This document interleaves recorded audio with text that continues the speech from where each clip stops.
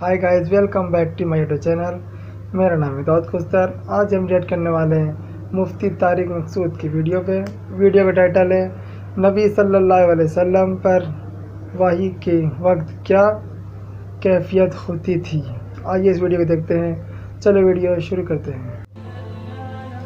Thanks for watching. Don't forget to like, comment, share and subscribe to Mufti Tariq Masood, famous scholar. قرآن وہ واحد کتاب ہے جس کے ٹائٹل پہ رائٹر کا نام بولو نہیں ہے. اس لیے کہ اس کا رائٹر کون ہے؟ اور رائٹر بھی نہیں ہے اللہ متکلم ہے. اللہ نے یہ لکھی نہیں ہے, اللہ نے کلام کیا. یہ اور عزت دے دی اللہ نے اس کو. کلام کیا, جبریل سے کلام کیا اور جبریل کے ذریعے اپنا کلام نبی کے قلب پہ نازل کیا. ایسا اللہ جب کلام کرتا تھا نا ہمارے نبی صلی اللہ علیہ وسلم کے قلب پہ, اس کلام کو جو اللہ کی ذات سے نکلا ہوا کلام, اس کو جب ہمارے نبی کے دل پہ نازل کرتا تھا, آپ صلی اللہ علیہ وسلم کو شدید سردی میں سخت ترین پسینہ آتا تھا. آج جو ہم نے آیت پڑھی ہے نا کہ کلوا واشربوا حتی یتبین لکم الخیط الابیض من الخیط الاسود من الفجر. پہلے یہ آیت نازل ہوئی کہ تم صبح سحری کے وقت تک کھا سکتے ہو جب تک سفید دھاگا کالے دھاگے سے جدا نہ ہو جائے. اصل میں اللہ تعالیٰ یہ بتا رہے تھے کہ اتنی روشنی ہو جائے کہ سفید اور کالے دھاگے میں فرق تمہیں نظر آنا شروع ہو جائے. یہ جب ہوتا ہے جب مشرق کی طرف سورج کی روشنی ایسے لمبائی میں پھیلنا شروع ہوتی ہے. اب صحابی کی سمجھ میں ہی نہیں آیا. وہ سمجھے کہ اس آیت کا یہی مطلب ہے کہ کالا دھاگا اور سفید دھاگا, حالانکہ یہ کنایا تھا کہ صبح صادق ہو جائے. تو وہ صحابی جو تھے نا وہ یہ لے کے بیٹھ گئے اور دھاگوں میں فرق کرنے لگے. تو جب فرق کرنے لگے تو پریشان ہوئے, نبی صلی اللہ علیہ وسلم کے پاس آئے کہ اللہ کے کلام کا مطلب کیا ہے. تو آپ صلی اللہ علیہ وسلم پر اللہ نے ایک لفظ نازل کیا چھوٹا سا, کلوا واشربوا حتی یتبین لکم الخیط الابیض من الخیط الاسود, کہ رات یعنی کالا دھاگا سفید دھاگے سے جدا ہو جائے یعنی فجر کا وقت ہو جائے. تو یعنی فجر اتنا لفظ نازل کیا اللہ نے, من الفجری کا لفظ. اور امی عائشہ فرماتی ہیں کہ اتنا سا لفظ جب نبی پہ نازل ہوا تو شدید سردی میں آپ صلی اللہ علیہ وسلم کے پسینہ ٹپکنا شروع, ایسے نچڑنا شروع. ہم سمجھ گئے کہ آپ پر کیا نازل ہو رہی ہے, وہی. جب آپ صلی اللہ علیہ وسلم نارمل حالت میں آئے تو آپ نے کیا لفظ پڑھا, من الفجر, بس اتنا سا لفظ. تو یہ اللہ کا کلام تھا. ایک اور دلچسپ واقعہ ہمیں ملتا ہے احادیث میں. قرآن مجید کی آیتیں نازل ہوئیں, لا یستوی القاعدون من المؤمنین, جو مومنین میں پیچھے بیٹھنے والے لوگ ہیں وہ ان کے برابر نہیں ہو رہے جو میدان جہاد میں بولو لڑتے ہیں. پیچھے بیٹھنے والے آگے میدان جہاد میں لڑنے والوں کے برابر نہیں. بولتے کیوں نہیں یار, کیا ہو گیا؟ نہیں ہے. وہ لڑ رہے ہیں میدان میں, قربانیاں دے رہے ہیں, تم یہاں پیچھے بیٹھے ہوئے ہو. ٹھیک ہے تم نماز پڑھ رہے ہو, زکوٰۃ دے رہے ہو, عبادت کر رہے ہو, لیکن ان سے ایسا تھوڑی ہوا. تو ہاتھ ضائع ہونے کا خطرہ, آنکھیں ضائع ہونے کا خطرہ, شہادت کا خطرہ, گرفتاری کا خطرہ, وہ 10 خطرے مول رہے ہیں. تو تم کیسے سمجھتے ہو کہ تم ان کے برابر ہو سکتے ہو؟ اب بعض صحابہ معذور تھے, ان کا جذبہ تھا میدان جہاد میں لڑنے کا, لیکن معذوری کی وجہ سے ان کو نبی جانے کی پرمیشن نہیں دیتے. وہ اتنے غمزدہ ہوتے کہ روتے تھے کہ کاش اللہ ہمیں صحت دیتا, ہم بھی جا کے لڑتے. اب جب یہ آیتیں نازل ہوئیں تو ان کا دل تو اور بیٹھ گیا کہ بھئی ہمارا تو بالکل انہی کی طرح لڑنے کا جذبہ ہے, ہمارے بازوؤں میں طاقت نہیں, ہمارے کوئی نابینا تھے, کوئی بیچارے معذور تھے پاؤں سے, کوئی اپاہج تھے, تو ہمیں تو نبی روکتے ہیں, ورنہ ہمارا تو جذبہ ہے. اور اللہ نے کہا کہ تم ان کے برابر نہیں ہو سکتے, جبکہ ہم تو روتے ہیں یہاں بیٹھ کے کاش ہمیں بھی وہاں جانے کا موقع ملتا.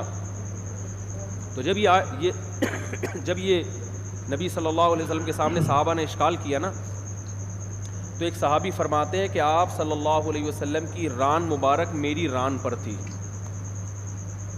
ران مبارک میری ران پر تھی. تو کہتے ہیں کہ میں نے دیکھا نبی پر وحی کے آثار ظاہر ہونا شروع. صحابہ گئے نبی کی خدمت میں, یا رسول اللہ ہم تو معذور ہیں, اور اللہ کہہ رہا ہے لا یستوی القاعدون من المؤمنین والمجاہدون فی سبیل اللہ، پیچھے بیٹھنے والے اللہ کی راہ میں جہاد کرنے والوں کے برابر نہیں ہیں. تو ہم تو شوق سے تھوڑی پیچھے بیٹھے ہیں.